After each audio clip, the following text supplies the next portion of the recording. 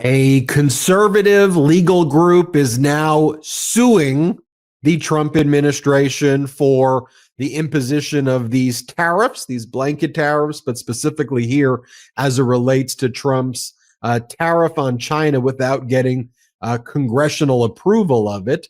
This organization, a conservative group called New Civil Liberties Alliance, announced their lawsuit this week.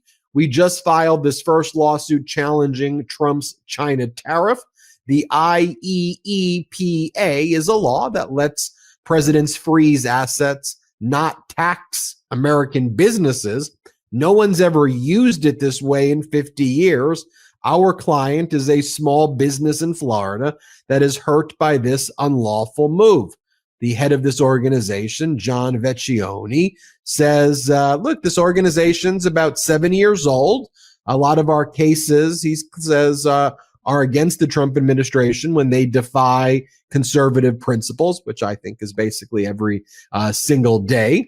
Let me just give you a little flavor of who the plaintiff is in this lawsuit. Her name is Emily Lay, small business owner from Florida, and her business depends on getting products from China, and Donald Trump's tariffs are going to destroy her business. They're frankly destroying everyone's business and destroying the markets, but you need to have standing to bring a lawsuit like this. And so let me just show you what she had to say in a recent interview she just gave. Our business, I founded it in 2008. We make beautiful planners and paper goods for busy women. They're carried in major retail stores and also on our website. And we've been paying tariffs since 2017. I employ 8 additional women who are all Americans. We've paid nearly $1.2 million since 2017, and we are looking at anywhere between 54% and 79% tariffs as of lately. Well, now we also know that China is retaliating against the United States, which is not a shocker. You know, Harry Litman from the Talking Feds YouTube channel, Talking Feds podcast, and Talking Feds Substack. Harry, you know, Kellyanne Conway used very interesting language this past week on Fox, where she said what tariffs should really be called are, you know, in her alternative facts world, she says we should really call them old sanctions. Don't call them tariffs, call them old sanctions. And when she said that, I know she's someone who does alternate facts and lies all the time, but it was an interesting word.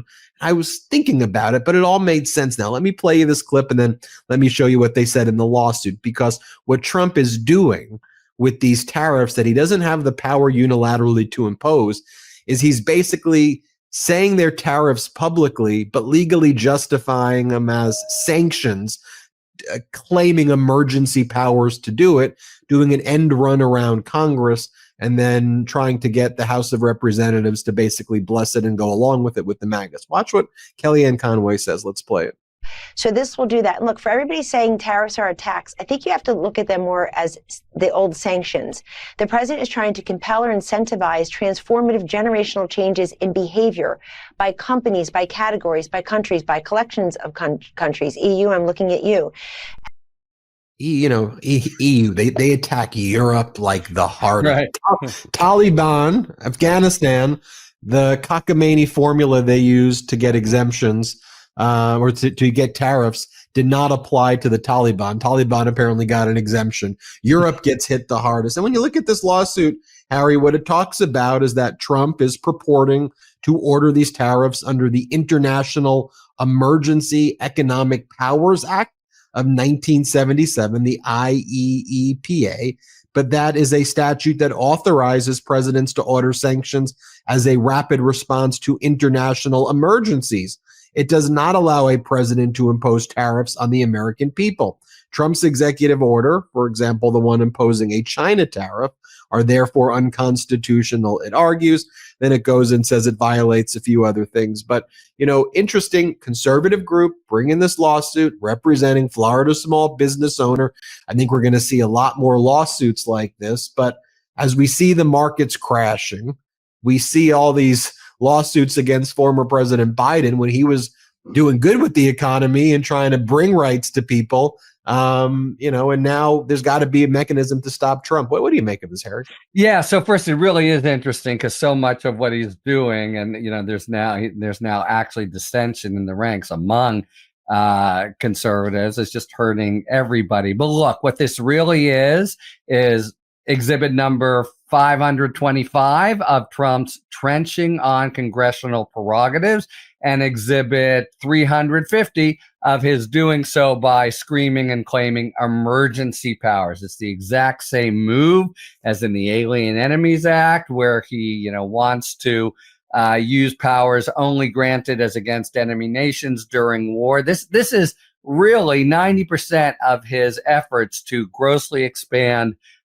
power, because he wants to say, and he does say again and again, if that's what I'm doing, you courts cannot second guess it. And he's taken it on the chin in different ways, including today on that very sort of submission. But the law out there is, basically a tax is as a tax does. And, it's a functional analysis, and it sure feels to me, I'm not a tax lawyer or accountant, but it sure feels and smells and walks and talks like a tax. And that's just everything, because the, job number one, the most unmistakable job that is for Congress and, Congress alone, not for the president, is the taxing power. So, although we haven't heard a peep, of course, from the very quiescent Congress on this, this is really what it looks to be. And so what is going to be served up to the court here is just, what are the incidents, as the lawyers would have it? What really is the essence of a tax? And, man, oh man, Conway was, it's been so long since I've seen her, was, doing this rhetorical dance that made no sense at all. And it's for that very reason. So when this goes to court, it'll be, guys, is this a tax? And, and that could, in fact, kind of go up the line. But it's just complete. They have a single strategy, really, take congressional powers, claim national security so nobody can second guess us, and do it again, lather, rinse, repeat for any kind of thing you want to do. That's the important point, because we could take this example as a exemplar of what the Trump administration or regime is doing across the board when it comes to their immigration policy, literally kidnapping people, sending them to concentration camps. You and I are going to do a video about a Maryland court order demanding that, ordering the Trump administration to return somebody who was specifically instructed not to be sent to El Salvador because of prior history, or just other people who are being sent to these concentration camps. Right. Across the board, what the Trump regime did is they saw the Supreme Court ruling on absolute immunity about everything is national security, and is what the executive branch does. They're morphing that, I think, with kind of the unitary executive stuff that was pioneered. It's a version of what Bush legal people were saying on steroids. That's right. And now they're basically saying, everything's a war. We're in wars. And as a war, everything's an emergency.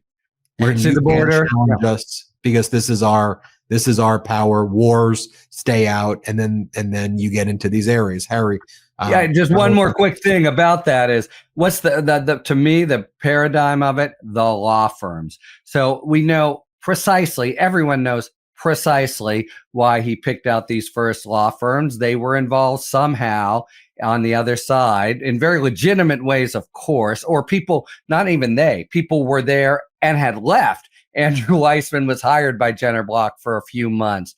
Mark Elias and Bob Bauer were at Perkins Coie, but are long since gone.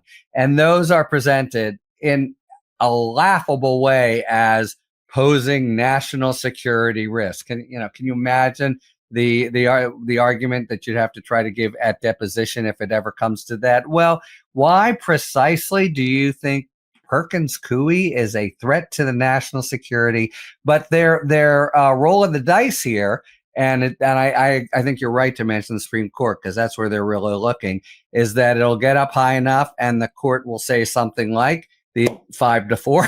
The president says national security, everything else stops, and they do what they say. That, I think, is the penultimate strategy. The ultimate strategy being to ignore what courts say. But that's the game, and you can apply it to any field, any ball, anything at all, including right here, as you say, to this tariffs, which are really taxes. Yeah, and I think Trump took his attack like he did with the media companies and try to freeze corporate news and make them both sides. Now, Right. Also, when he attacks the law firms, he goes after ones that he's intimidated by, that he thinks are going to hold him accountable. But then he goes to build his army of all these other corporate firms to make them bend the knee, provide free legal services to the Trump agenda as part of these settlements, knowing they have transactional practices. And you're seeing these big firms just be completely deplorable and bend the knee to him. So there's this effort to invoke to one, control the House of Representatives and the Senate and totally make them, just do whatever he wants. Then in terms of who's going to challenge, some of the best lawyers work at big firms. You kind of shut them down as well. You try to bring some of these other firms that are even fighting you, you embroil them in litigation, and then you take your war powers. And this is their plan, and then try to roll like a very quick postscript here is because the legal industry has been pretty disappointing and weenie-ish. That Don Verrilli, the former Solicitor General, filed the brief today in support of Perkins Coie, and he's been going around for weeks to all the firms saying, sign on. What we need is a show of collective force. And all the big guns, like the top 10 firms, just all thought about it, went back and forth, and basically didn't sign on. However, more than 500 law firms signed the Verrilli brief, which was submitted today. They're more medium range, not the behemoths, but still 500 law firms. That's a pretty good show of force. We should try to get Verrilli on.